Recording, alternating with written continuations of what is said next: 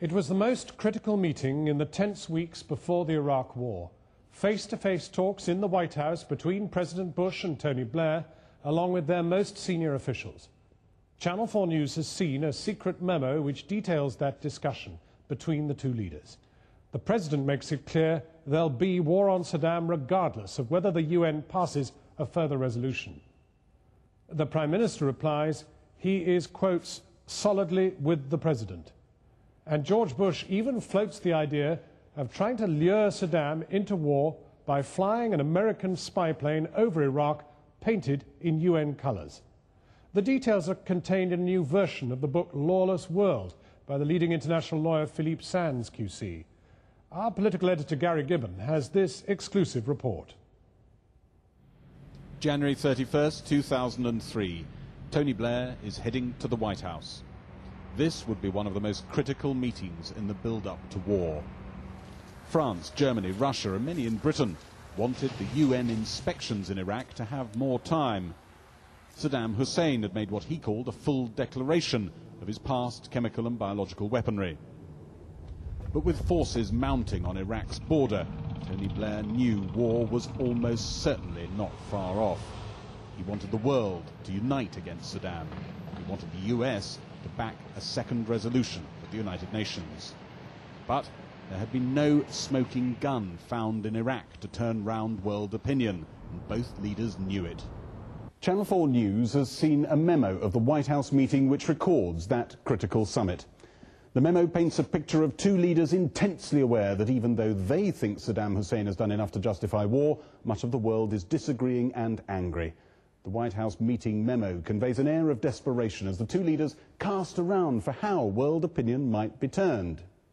The White House meeting memo says President Bush told Mr. Blair the US was thinking of flying U-2 reconnaissance aircraft with fighter cover over Iraq, painted in UN colours.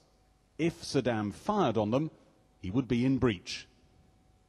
The US had in the past flown spy planes over Iraq.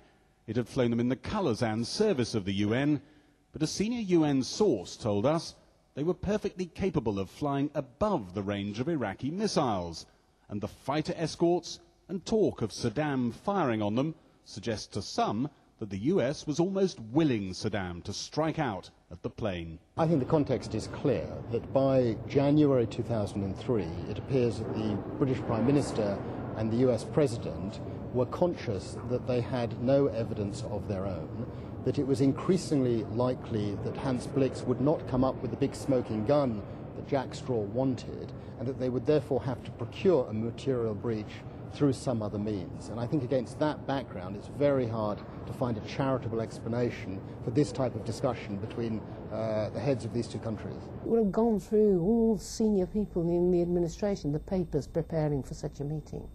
And it means that at senior levels in the US administration, crazy, illegal, deceitful proposals like that were actually being contemplated to trigger a war by deceit. We just had a wide-ranging discussion on a lot of issues. A new book by the international lawyer Philippe Sands makes clear that Mr. Blair at this meeting also heard the President suggest there might be other ways of altering the course of events. The book gives details of the White House meeting memo in which President Bush says it was also possible that a defector could be brought out who would give a public presentation about Saddam's WMD, and there was also a small possibility that Saddam would be assassinated. But Mr. Blair doesn't seem to be too optimistic about those possibilities, and he pursues the main reason for his trip to the US. He wants President Bush to throw his weight behind an attempt to get a second UN resolution authorising war. Mr. Blair's been advised he needs it to have a hope of getting parliamentary backing for war. President Bush is being advised by much of his top team not to go near the United Nations again. According to the White House meeting memo, the Prime Minister said that a second Security Council resolution would provide an insurance policy against the unexpected and international cover, including with the Arabs.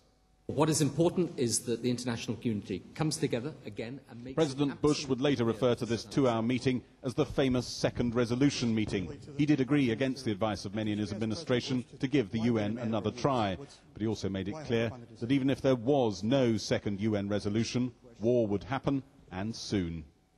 The White House meeting memo, seen by Channel 4 News outside the UK, records that President Bush said the US would put its full weight behind efforts to get another resolution and would twist arms and even threaten. But he had to say that if ultimately we failed, military action would follow anyway. Tony Blair responds that he is solidly with the president and ready to do whatever it took to disarm Saddam.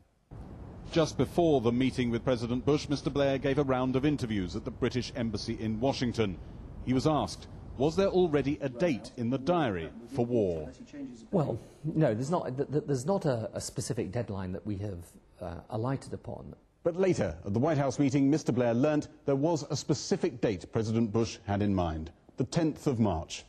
The window for winning round the rest of the world to a new UN resolution was tight and pretty much immovable. War actually began on March the 20th. Joining the President at the meeting were his then National Security Advisor Condoleezza Rice, her deputy Dan Fried, and the Chief of Staff for the White House Andrew Card. The Prime Minister took along his then Security Advisor David Manning, along with his then Foreign Policy aide Matthew Rycroft and his Chief of Staff Jonathan Powell. The whole tone of the White House meeting seems to be two leaders who don't feel they have enough evidence of a breach to convince the world. But their own position is that Saddam is already in breach because of lack of cooperation with inspectors.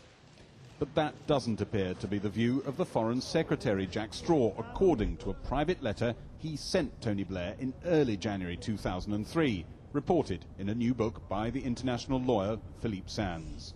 Mr. Straw's note seems to indicate his belief that as of January 2003, Saddam Hussein's Iraq was not in material breach. And of course, if Saddam Hussein's Iraq was not in material breach at the beginning of January 2003, nothing happened after that date to bring him into material breach, and it means that the entire argument of material breach unravels.